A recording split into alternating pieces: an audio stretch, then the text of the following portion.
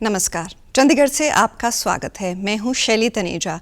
आइए सबसे पहले नजर डालते हैं कुछ अहम खबरों पर। प्रधानमंत्री के अनुसार भारत शंघाई सहयोग संगठन (SCO) के देशों से मौजूदा वैश्विक वास्तविकता के अनुरूप सुधार के साथ बहुपक्षपात के लिए पूर्ण समर्थन की रखता है उम्मीद। देश में कोरोना के उपचाराधीन संक्रमितों की संख्या में आ रही है लगातार गिरावट। सक्रिय मामलों की संख्या कम होकर हुई 5 लाख से नीचे। और चंडीगढ़ के इंडस्ट्रियल एरिया में शुरू हुआ नगर निगम का पेट्रोल पंप। ये निगम का है दूसरा पेट्रोल पंप। अब समाचार विस्तार से। प्रधानमंत्री नरेंद्र मोदी ने कहा कि भारत शंघाई सहयोग संगठन (SCO) के देशों के मौजूदा वैश्विक वास्तविकता के अनुरूप सुधार के साथ बहुपक्षपात के लिए पूर्ण समर्थन की उम्मीद रखता है। संगठन सदस्य देशों के राष्ट्रीय अध्यक्षों की 20वीं शिखर बैठक में वीडियो कॉन्फ्रेंस के जरिए श्री मोदी ने कहा कि संयुक्त राष्ट्र की स्थापना के 75 वर्ष पूरे होने के बावजूद उसके मुख्य लक्ष्य अब भी अधूरे हैं।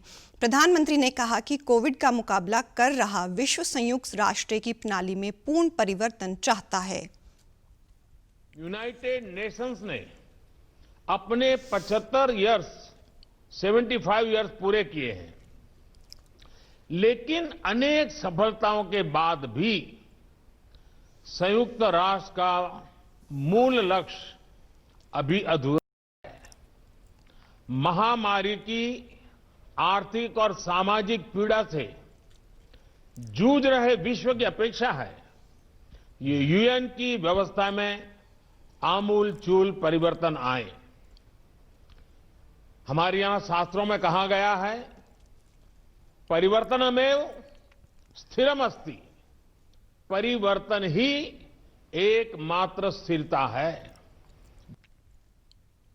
प्रधानमंत्री ने कहा है कि आर्थिक और सामाजिक पीड़ा से जूझ रहे विश्व की उपेक्षा है कि संयुक्त राष्ट्र की व्यवस्था में आमूलचूल परिवर्तन आए। प्रधानमंत्री ने कहा है कि हमारा ध्यान वैश्विक शासन विधि में संभावित बदलाव लाने पर केंद्रित होगा। यूएन सिक्योरिटी काउंसिल में एक गैर स्थायी सदस्य के रूप में भाग लेगा।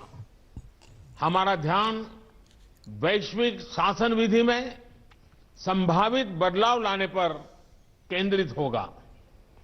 एक रिफॉर्म मल्टीलेटरलिज्म जो आज की वैश्विक वास्तविकताओं को दर्शाए, जो सभी स्टेक होल्डर्स की अपेक्षाओं, समकालीन चुनौतियां और मानव कल्याण जैसे विषयों पर चर्चा करें। इस प्रयास में हमें SCO सदस्य राष्ट्रों का पूर्ण समर्थन मिलने की अपेक्षा है। नरेंद्र मोदी ने कहा है कि भारत हमेशा से SCO चार्टर में उल्लिखित सिद्धांतों के प्रति समर्पित रहा है। उन्होंने कहा कि भारत चार्टर में निर्धारित सिद्धांतों के अनुसार SCO के तहत काम करने की अपनी प्रतिबद्धता में दृढ़ रहा है। केंद्रीय स्वास्थ्य मंत्रालय ने कहा है कि 106 दिनों के बाद पहली बार देश में कोरोना के उपचाराधीन संक्रमितों की संख्या में गिरावट आई है और ये 5 लाख से नीचे चली गई है। मंत्रालय की ओर से किए गए एक ट्वीट में कहा गया है कि दुनिया के बहुत से देशों में इस महामारी के मरीजों की संख्या में बढ़ोतरी हो रही है, जबकि भारत में कोविड-19 के सक्रिय मामलों में कमी आ रही है। मंत्रालय ने कहा है कि केंद्र सरकार की ओर से अनवरत चरणबद्ध और योजनाबद्ध रणनीति बनाए जाने और राज्यों तथा केंद्र शासित प्रदेशों में उन्हें सक्रियता से लागू करने के कारण ये उपलब्धि हासिल हुई है। साथ ही डॉक्टरों और अन्य सभी कोरोना योद्धाओं की समर्पित और निस्वार्थ सेवा से ही इस उपलब्धि को हासिल करना संभव हो सका है। देश में कोविड-19 से प्रभावित लोगों में ठीक होने की दर 92.79% हो गई है। पिछले 24 घंटों में 50,000 से अधिक लोग स्वस्थ हुए हैं। कुल संक्रमित लोगों में से अब तक 80 लाख से अधिक मरीज ठीक हो चुके हैं। अब इन मरीजों की संख्या 4,94,657 है। पिछले 24 घंटों के दौरान 44,281 नए मामले सामने आए हैं। अब तक कोरोना से 86 लाख से अधिक व्यक्ति प्रभावित हो चुके हैं। देश में इस बीमारी से मरने वालों की दर में लगातार कमी आ रही है। अब मृत्यु दर 1.48% है, जो कि विश्व भर के विभिन्न देशों में हो रही मृत्यु से बहुत कम है। भारतीय आयुर्विज्ञान अनुसंधान परिषद आईसीएमआर के अनुसार कल 11,53,000 से अधिक नमूनों का परीक्षण किया गया। अब तक 12 करोड़ नमूनों का परीक्षण किया जा चुका है। हरियाणा सरकार ने त्योहारों के सीजन में और स्वास्थ्य विशेषज्ञों द्वारा सर्दी के मौसम में कोरोना मामलों में वृद्धि होने की संभावना के मद्देनजर लोगों को जागरूक करने, टेस्टिंग में वृद्धि करने और मास्क न पहनने वालों के चालान करने के निर्देश दिए हैं।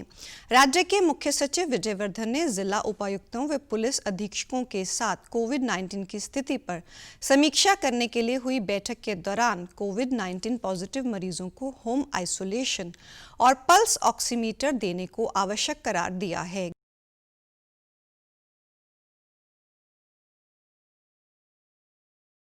ग्रामीण सचिवों को दिए जाने को कहा गया है। मुख्य सचिव ने कहा है कि त्योहारों के कारण बाजारों में भीड़ भाड़ ना हो, इसके लिए आवश्यक प्रबंध किए जाएं। विजय वर्धन ने प्रदेश में चलाए जा रहे कोविड उचित व्यवहार अभियान को सफलतापूर्वक लागू करने के लिए विशेष तौर पर पुलिस, शहरी स्थानीय निकाय और विकास एवं पंचायत विभाग के अधिकारियों को निर्देश दिए। उन्होंने कहा कि कोरोना से बचाव का सबसे अहम उपाय सावधान और सतर्क रहना है, जिसके लिए लोगों के व्यवहार में परिवर्तन लाने की आवश्यकता है और इस संकट के समय की गंभीरता को समझना है। मुख्य सचिव ने कहा कि कोविड के लिए 35% रैपिड एंटीजन टेस्ट और 65% RT-PCR टेस्ट किए जाएं। पंजाब में कोरोना महामारी की दूसरी लहर आने की संभावना के मद्देनजर मुख्यमंत्री कैप्टन अमरिंदर सिंह ने स्वास्थ्य एवं मेडिकल शिक्षा विभाग को निर्देश दिए हैं कि रोजाना के 30,000 कोविड टेस्ट करवाने का लक्ष्य बरकरार रखा जाए। उन्होंने सुपर स्पेशलिस्ट डॉक्टरों की भर्ती के लिए नियमों में संशोधन करने के भी आदेश दिए। कोविड महामारी की स्थिति संबंधी समीक्षा करने के लिए बुलाई गई उच्च स्तरीय वर्चुअल बैठक की अध्यक्षता करते हुए मुख्यमंत्री ने संबंधित विभागों को निर्देश दिए कि बिना किसी ढील के न्यूनतम 25,000 RT-PCR और 5,000 रैपिड एंटीजन टेस्ट किए जाने यकीनी बनाए जाएं। राज्य में कोविड-19 बीमारी से उच्च मृत्यु दर पर चिंता जाहिर करते हुए मुख्यमंत्री ने डॉक्टर के तलवाड़ के नेतृत्व वाली डॉक्टरों की माहिर टीम को समस्या से निपटने के लिए प्रभावशाली रणनीति तैयार करने के लिए कहा। बैठक के दौरान बताया गया कि पिछले 4 सप्ताह में 11 जिलों में पॉजिटिविटी दर में वृद्धि हुई है। राज्य में 1600 मरीज घरेलू एकांतवास में हैं। मुख्यमंत्री ने राज्य भर में दूसरे सीरो सर्वेक्षण करवाने को भी हरी झंडी दी, जिस दौरान बड़े स्तर पर क्षेत्रों को कवर किया जाएगा ताकि प्रदेश में कोविड के फैलाव का पता लगाया जा सके। पंजाब राज्य के मंडी गोविंदगढ़ को छोड़कर पूरे प्रदेश में दिवाली और गुरपुरब पर प्रदूषण मुक्त ग्रीन पटाखे चलाने के लिए 2 घंटे के समय की घोषणा की है। मुख्यमंत्री कैप्टन अमरिंदर सिंह ने क्रिसमस के त्यौहार पर भी पटाखे चलाने की घोषणा की है। मंडी गोविंदगढ़, जहां हवा में प्रदूषण का स्तर अधिक है, में से 9-10 नवंबर की रात से लेकर 30 नवंबर तक पटाखे की रात तक पटाखे चलाने पर मुकम्मल पाबंदी लागू की गई है। इन आदेशों के अनुसार केवल ग्रीन पटाखे चलाने की ही अनुमति होगी और ये आदेश राष्ट्रीय ग्रीन ट्रिब्यूनल के दिशा निर्देशों के साथ साथ कोविड की समस्या पटाखों के साथ और गंभीर हो जाने की रिपोर्टों के मद्देनजर अदालतों के आदेश की पालना के अनुसार किए गए हैं। दिवाली वाले दिन 14 नवंबर रात 8 बजे से 10 बजे तक ग्रीन पटाखे चलाए जाने की अनुमति है। गुरुपुरब 30 नवंबर को प्रातःकाल 4 से 5 बजे तक और रात 9 बजे से 10 बजे तक ग्रीन पटाखे चलाने की आज्ञा दी गई है। इसी तरह क्रिसमस के अवसर पर भी 11:55 से लेकर प्रातःकाल 12:30 तक चलाए जा सकेंगे। मुख्यमंत्री ने विज्ञान, तकनीक और पर्यावरण विभाग को इस संबंध में उपेक्षित अधिसूचना जारी करने के निर्देश दिए। इन प्रतिबंधों का किसी भी किस्म का उल्लंघन न हो, उसके लिए मुख्यमंत्री ने पुलिस प्रमुख DGP दिनकर गुप्ता को कानून के अनुसार बनती कार्रवाई सुनिश्चित करने के लिए सख्ती से पेश आने को कहा।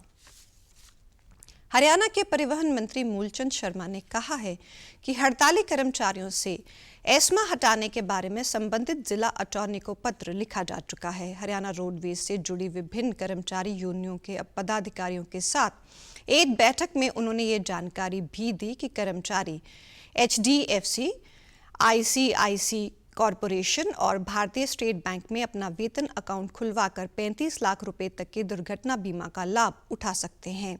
उन्होंने कहा कि प्राकृतिक मृत्यु के मामले में मृतक कर्मचारी परिजनों को 10 लाख रुपए की बीमा राशि मिलेगी। मंत्री ने कहा कि कर्मचारी यूनियनों की मांग में से अधिकतर मांगों को पूरा किया जा चुका है और बाकी मांगों पर कार्रवाई की जा रही है। उन्होंने कहा कि इस समय ऐसी कोई मांग नहीं है जिस पर कोई कार्रवाई ना की गई हो। परिवहन मंत्री ने कहा कि महामारी से विभाग की योजनाएं प्रभावित हुई हैं और रोडवेज के बेड़े में 867 नई बसें शामिल नहीं हो पाई। मूलचंद शर्मा ने कहा कि जहां तक नई बसें शामिल करने की बात है, इस संबंध में इलेक्ट्रॉनिक और CNG बसों को शामिल करने पर विचार होगा। उन्होंने कहा कि भविष्य में जब भी नई बसें खरीदी जाएंगी, उनका वार्षिक रखरखाव अनुबंध AMC करवाना सुनिश्चित किया जाएगा या फिर कर्मचारियों के उचित परीक्षण की व्यवस्था की जाएगी। मंत्री ने आश्वासन दिया कि सरकार द्वारा ऐसा कोई काम नहीं किया जाएगा जिससे विभाग या कर्मचारियों के हित प्रभावित हों। उन्होंने कहा कि विभाग में बड़े पैमाने पर पदोन्नतियां की गई हैं। दिसंबर तक लगभग 250 और पदोन्नतियां की जाएंगी। उन्होंने कहा कि विभाग में यार्ड मास्टर के 82 पद स्वीकृत किए गए हैं। चंडीगढ़ के प्रशासक VP सिंह बदनौर ने आज केंद्र शासित प्रदेश चंडीगढ़ के इंडस्ट्रियल एरिया स्थित नगर निगम के पेट्रोल पंप का उद्घाटन किया। यह निगम का दूसरा पेट्रोल पंप है। इस अवसर पर चंडीगढ़ की मेयर राजबाला मलिक ने कहा है कि इससे नगर निगम की आय में बढ़ोतरी होगी और वित्तीय व्यवस्था मजबूत होगी। दूसरा पेट्रोल पंप मिला है, गवर्नर साहब ने प्रशासन की तरफ से हमें दिया गया, बहुत ही अच्छी लोकेशन पे दिया गया है। हम जैसा कि कमिश्नर साहब ने कहा, हम अपनी गाड़ियाँ और सब में तेल यहाँ से भरवाएंगे और बहुत अच्छी अप्रोचेबल रोड पे है और ये चलेगा भी अच्छा, जो मुझे लगता है। और मैं हमारी कॉरपोरेशन के कमिश्नर साहब को और सबको मुबारकबाद देना चाहती हूँ कि आगे हमें और भी मिलते रहें और हम ऐसे ही गवर्नर साहब का धन्यवाद करना चाहेंगे। बहुत ही खुले शब्दों ने हम पे बहुत अच्छा ये रहनुमाई कि में जो चलेगा और जैसा कि सशक्तिकरण है फीमेल का, तो फीमेल्स को ज़्यादा से ज़्यादा हम यहाँ रखेंगे। निगम के कमिश्नर KK यादव ने कहा कि सेक्टर 51A विकास मार्ग पहले से निगम का पेट्रोल पंप शुरू हो चुका है और ये दूसरा पेट्रोल पंप है। उन्होंने कहा कि अब नगर निगम की गाड़ियों में अपना ही पेट्रोल डलेगा और कमीशन भी नगर निगम को मिलेगा। नगर निगम चंडीगढ़ ने अपना दूसरा पेट्रोल पंप शुरू किया है। ये इंडस्ट्रियल एरिया फेज़ 2 में है और जीरकपुर से एंटर करते हुए चंडीगढ़ का पहला पेट्रोल पंप होगा।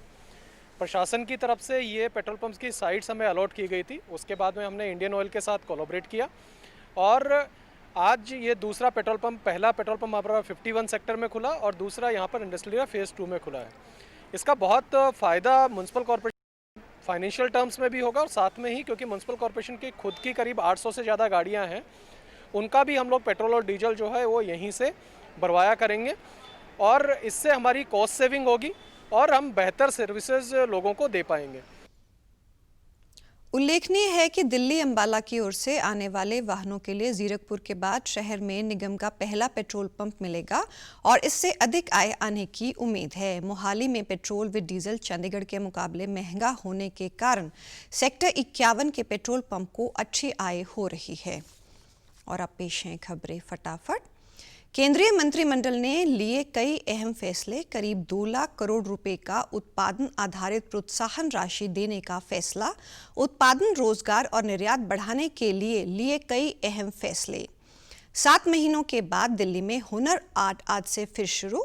इस दौरान वोकल से लोकल के आधार पर स्थानीय स्तर पर बनी वस्तुओं को बढ़ावा देने के लिए किए जाएंगे प्रयास। कोरोना वायरस का खतरा अभी टला नहीं है, इसके लिए सभी से निवेदन है कि बाहर जाने के समय मास्क जरूर पहनें, सामाजिक दूरी बनाए रखें, बार बार अपने हाथ साबुन से धोएं और सैनिटाइजर का इस्तेमाल करें।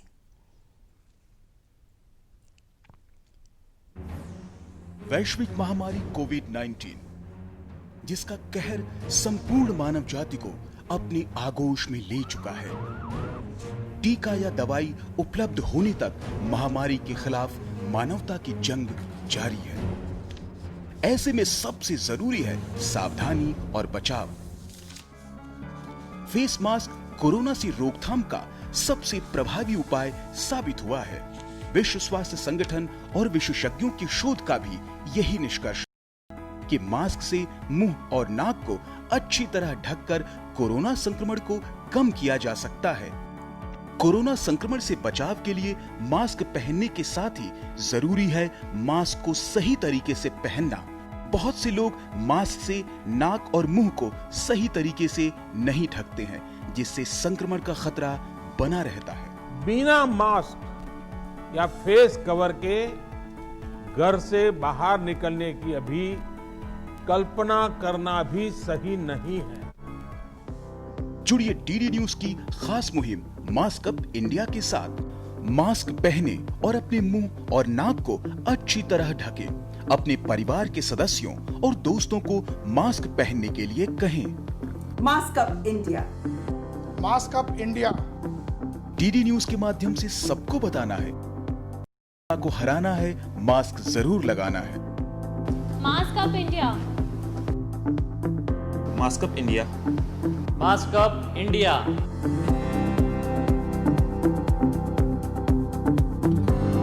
और आप हमारे समाचार YouTube channel DD News Chandigarh, Facebook DD News Chandigarh और Twitter handle DD News CHD पर भी देख सकते हैं। इसी के साथ चंडीगढ़ से समाचारों का सिलसिला समाप्त होता है। नमस्कार।